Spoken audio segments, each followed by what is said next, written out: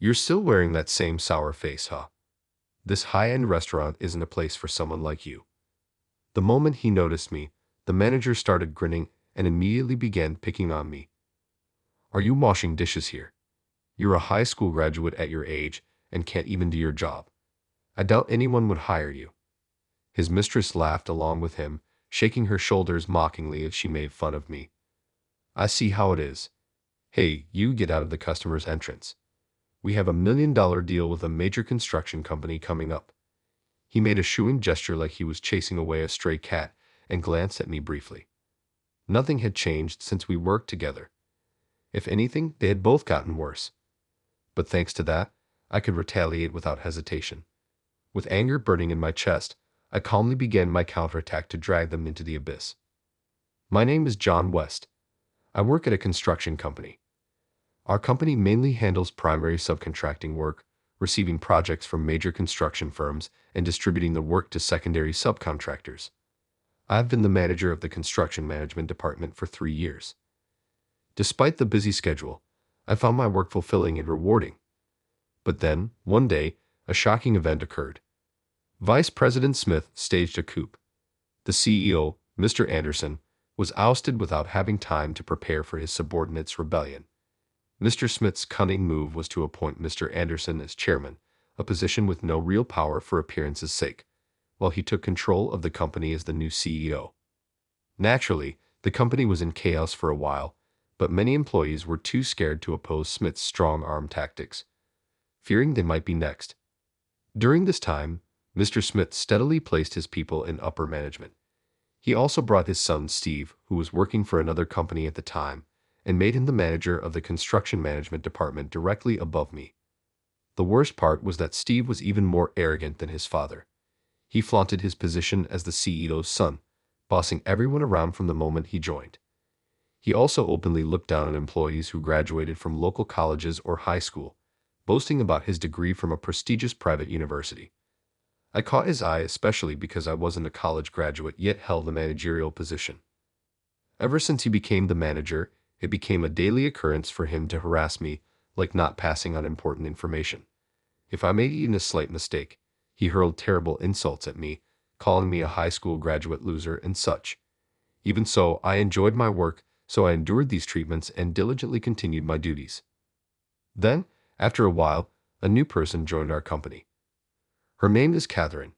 I heard that she was introduced by Steve and switched to this construction industry from another job because of that connection.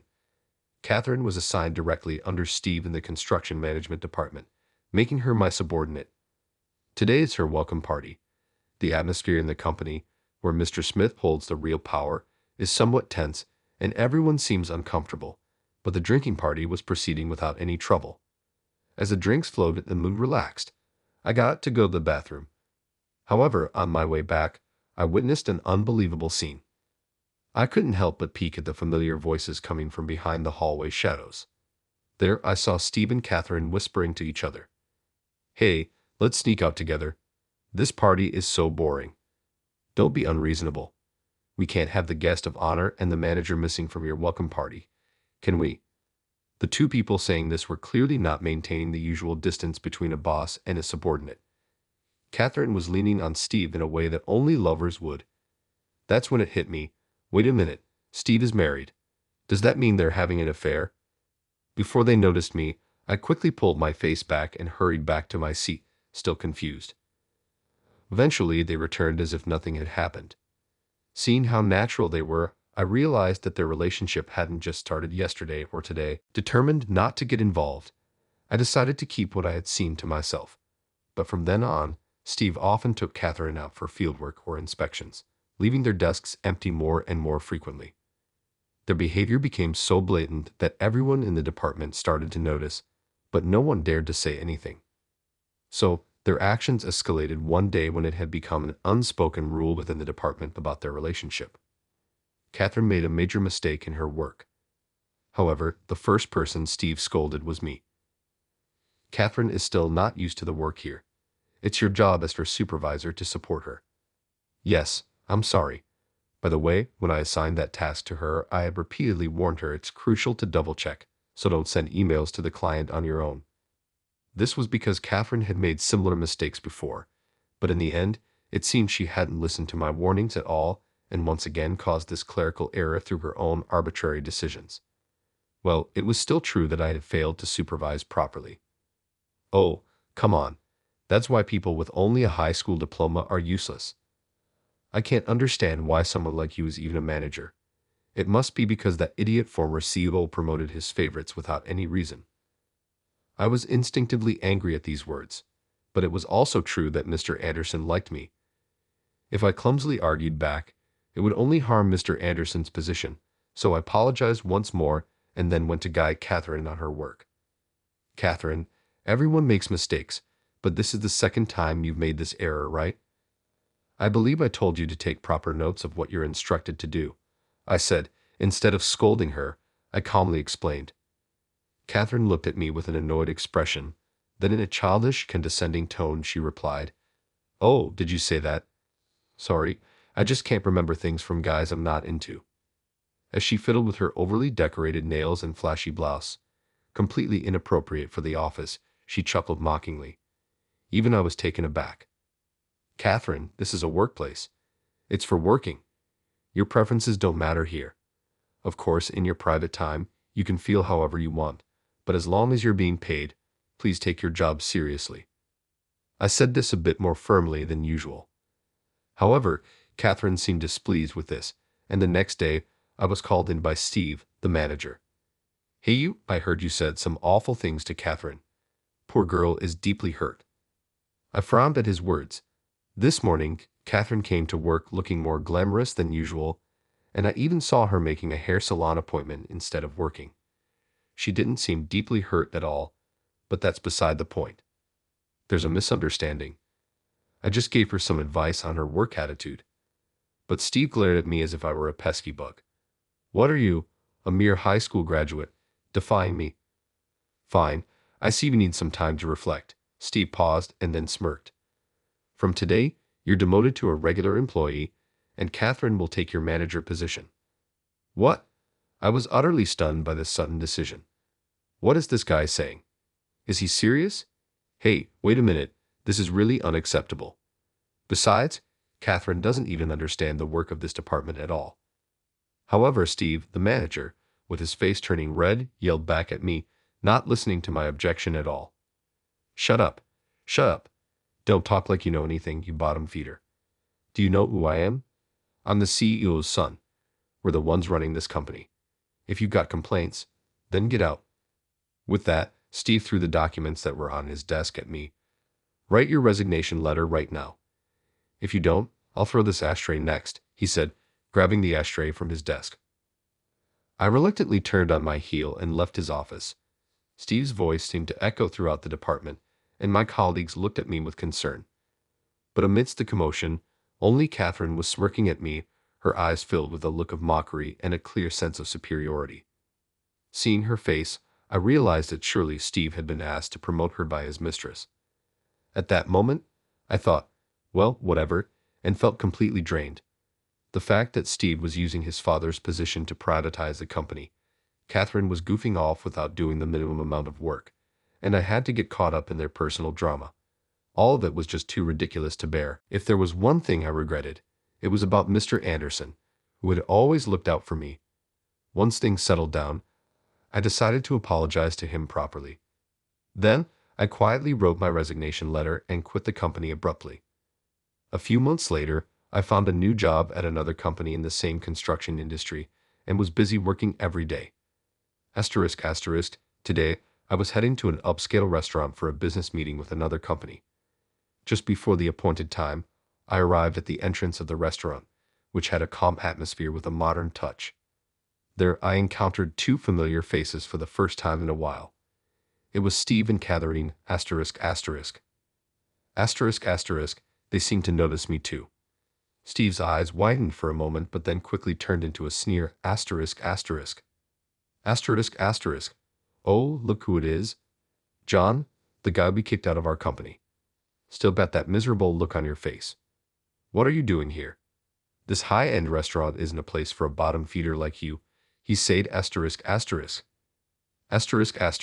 In agreement with her lover's sneers, Catherine chuckled while wearing flashy clothes that were not suitable for business meetings. Asterisk, asterisk. Asterisk, asterisk. Oh, maybe this guy is working as a dishwasher here. He's only got a high school diploma at his age, and since he can't do this job, he can't get a job anywhere else, she mocked. Asterisk, asterisk. Asterisk, asterisk. Steve, the department manager, gave a murky laugh at Catherine's sarcasm. Asterisk, asterisk. Asterisk, asterisk. Yeah, that's right. You're absolutely right. Catherine is not only beautiful but also quick-witted, unlike some loudmouthed high school graduates. Steve added, asterisk, asterisk. Asterisk, asterisk. Oh, Steve, stop it, Catherine said, but the two of them, without any regard for the public, kept flirting and sticking close to each other. They showed no signs of change after several months, but rather seemed to be getting worse. Asterisk, asterisk. Asterisk, asterisk. However, Steve took my silent amazement as a convenient interpretation and continued with a twisted smile. Asterisk, asterisk. Asterisk, asterisk. Hey, a lowly part-timer like you should be using the back entrance. Get out of the way quickly. We have a $2 million business deal with a major construction company coming up, he said, dismissively gesturing as if shooing away a stray cat. Asterisk, asterisk. Asterisk, asterisk. I let out a sigh and responded calmly, excuse me, but the person you're about to meet for the business deal is me. Asterisk, asterisk. Asterisk, asterisk. Steve looked at me with a face that couldn't understand the meaning of my words. Beside him, Catherine also had her mouth open in astonishment. Ignoring the two of them, I continued. Asterisk, asterisk. Asterisk, asterisk. Despite claiming this is an important business deal, you didn't even bother to check the name of the person in charge on the other side. Well, Catherine has never checked the contract documents in the first place. But for you, Steve, that's surprising, I said, letting out another small sigh. Asterisk, asterisk. Asterisk, asterisk. Still half-dubbing, Steve snorted. Asterisk, asterisk. Asterisk, asterisk. Huh, there's no way a lowly high school graduate could get hired at that major company. I get you're frustrated, but don't lie so blatantly. Typical of the lowly, he said. Asterisk, asterisk. Asterisk, asterisk. However, I cut off Steve's words midway. Asterisk, asterisk. Asterisk, asterisk. This is ridiculous. What would I gain by lying at this point? Oh, you want proof? Here, let me give you my business card. I said. Asterisk, asterisk. Asterisk, asterisk. As I took out my business card from my inner pocket, they snatched it away and stared at it, their faces gradually turning pale. Asterisk, asterisk. Asterisk, asterisk. Yes, after leaving that company, I had immediately secured a job at a major construction company. In fact, I had been headhunted by the other party for a long time. They highly valued my years of achievements and experience. Furthermore, I had obtained the challenging architect certification while working, which added to my evaluation. I explained, asterisk, asterisk. Asterisk, asterisk, glancing sideways at them, speechless with astonishment. I added, by the way, that's my old business card before it was reprinted. I have recently obtained my architect certification, and the new ones are being printed. I studied architecture by correspondence at Boston Architecture College, continued studying while working, and obtained my architect certification while at my previous company. Asterisk, asterisk. Asterisk, asterisk. What, an architect? Steve muttered. Asterisk, asterisk. Asterisk, asterisk. Although Steve used to look down on others as a businessperson in the construction industry, he seemed to understand the difficulty of obtaining the architect license.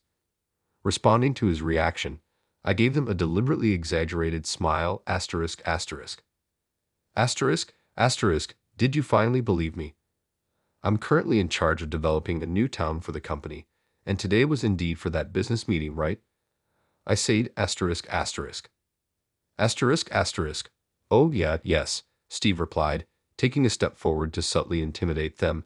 Asterisk, asterisk. Asterisk, asterisk. I asked, and both Steve and Catherine nodded awkwardly, their faces pale with unease. After a pause, Steve forced a smile on his tense face and said to me, John, you sly dog.